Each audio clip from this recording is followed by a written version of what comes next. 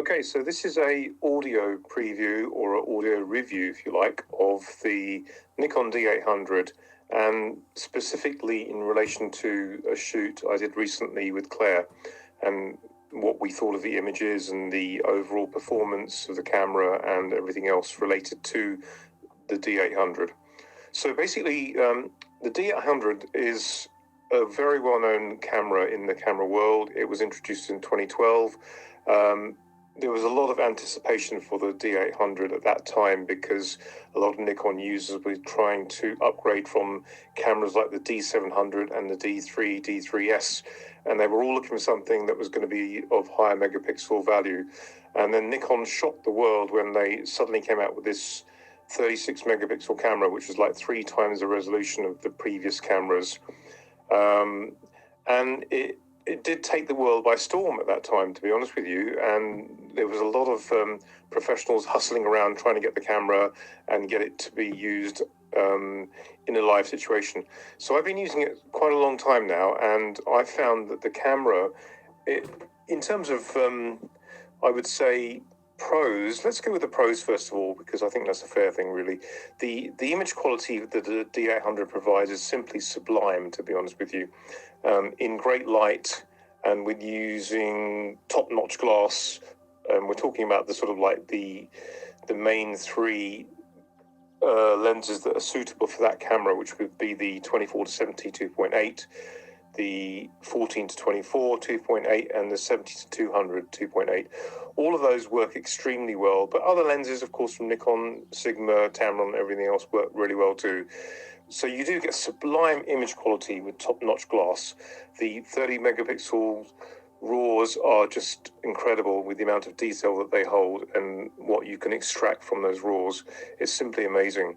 If you use it in a situation where it's not being too demanding of the autofocus, in other words, if like in a landscape situation, and I used it recently on a US road trip as my main camera for the landscape side, if you like, and the images are just incredible, absolutely incredible. That's mainly because I had it on a tripod for a lot of the time, and also handheld in a situation where the lighting was absolutely fantastic. So in that kind of scenario, you do get incredible image quality. Yeah, as I said, the image quality is absolutely fantastic in an ideal situation. So if you've got really, really good lighting, it can be fantastic, and the image quality is just unbeatable. Even today in 2025, it is just top-notch, really is, in an ideal situation with a really good setup. So let's look at some of the cons now of the D800. I feel, and I think a lot of professional photographers felt some time after 2012, when it was released and they'd been using it for a while, that this camera had been rushed to market. They felt that Nikon were under so much pressure to get something released that they released the camera a bit early with many, many flaws.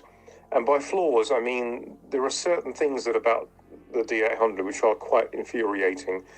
Stop shooting the stupid camera. You stupid mother. It's like a slug. D800 is like a slug. But the images it produces are stunning. And we found this on the shoot that we actually did recently, out in the fields, and specifically in the wheat fields, and very specifically against backlighting, strong backlighting. The camera struggles with its autofocus, and I think it's got problems with the left side on the autofocus, where it just refuses to capture the image. It just freezes, and it won't fire the shutter because it hasn't actually captured the autofocus as it should do. So it will just sit there and not do anything, and that can be very frustrating. Oh, that was so lovely, you know. Oh! And that's the reason why I call it a bit of a slug, because you're trying to capture these images and you've got everything going well, the flow's going well, the model's moving around nicely, and you're just about to capture the series of images, like maybe 4 or 5 in a row, and it just stops. It just freezes, and it won't fire, and that's because it hasn't acquired autofocus. Very frustrating, I find. Can you hear it? The slug. Come on. So that is a bit of an annoyance. The ISO is also not the best at high levels. I would say certainly above 1600, you really do notice that the image falls apart quite easily and quite quickly.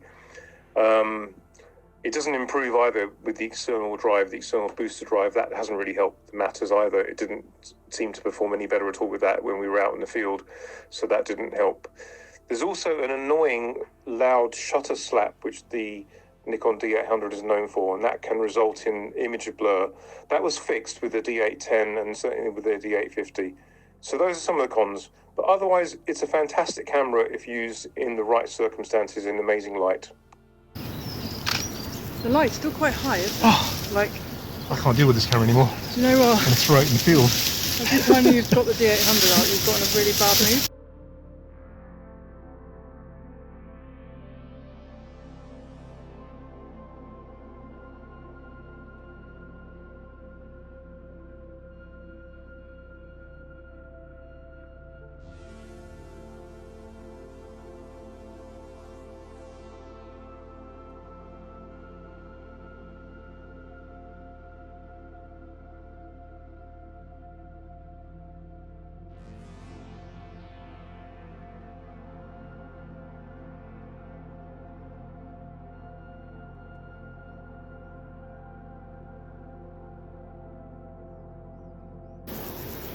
You just can't shoot more than a couple of frames before going into slug mode.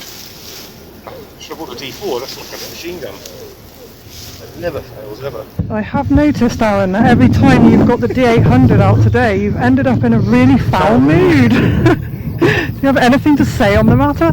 Just like a slug. Just like a slug. Just like a slug. I think we're going to take over the world, Aaron. Oh. Hi guys, I hope you enjoyed the comical value of this video because I very much laughed a lot putting this together for you. And I just wanted to give our friend John a shout out. If you're new to the channel, this channel is in memory of photographer, photography tutor and a good friend of mine, John Bigglestone. He had students literally all around the world. He was an inspiration to many people, myself included. And I wanted to give him a mention in this video in particular because John really loved his D800. And today, like learning from Arun and different situations, the D800, how it performs in different situations, it's just brought to my mind something about studio photography and the D800 that I wanted to share with you. And that is John always used to shoot me, for example, in the studio. He was very exceptional at lighting. And he used to take a long time, ages and ages to light me. He was very careful with his lighting, and it took him a long time to set it up and to get it just right. And when he was photographing me with whatever camera, he would take a shot and then he would obviously wait for the flash to reload. So he had a lot of Elenchrom lighting and he would wait for that to reload before he took another shot. So he never used like the machine gun technique, as he would call it, in this scenario. Of course, you can't use burst mode in a studio situation like this because it's just too fast for the flashes. And I just think it's worth mentioning this because I never heard John complain about the D800. He had the D800E. I'm not sure if he had a D800 and a D800E. I know he had a D800E. And he couldn't say enough good about that camera. He absolutely loved the detail that he got. I can still see him now all excited in the studio about the detail because he used to shoot me tethered. So you would see the image straight away and he used to get so excited about the detail of the images. Reading up on the D800E versus the D800, it looks like the D800E can give slightly sharper images than the D800. But I just think it's worth noting that whilst we have sort of come to a bit of a conclusion on this shoot that the D800 isn't fabulous in backlit portrait scenarios, it is good in the studio when you're not using burst mode and you're kind of setting up the lighting and it's good lighting, you know. So The other thing that we are exploring, if you noticed the sound that Arun's D800 was using halfway through the video, I have asked Arun if there could potentially be a fault with his camera. If you guys have experienced this and you know whether this could be a fault in his camera, please comment. Please comment on the video. But we will keep you updated because we're going to explore this in future shoots together, and Arun will certainly give me feedback if he finds that there is anything wrong. But at the moment it just looks like the performance in tricky lighting situations just isn't quite up to scratch. But other than that, for landscapes, as I said, and studio situations, D800 is a cracking camera. Thanks for staying with me, guys. I hope you will stay with me for more kit reviews coming up, always making it a little bit silly, a little bit fun. It's always good to have a laugh, isn't it, and not take everything quite so seriously. So thanks for staying with me, guys. Take care. Bye bye.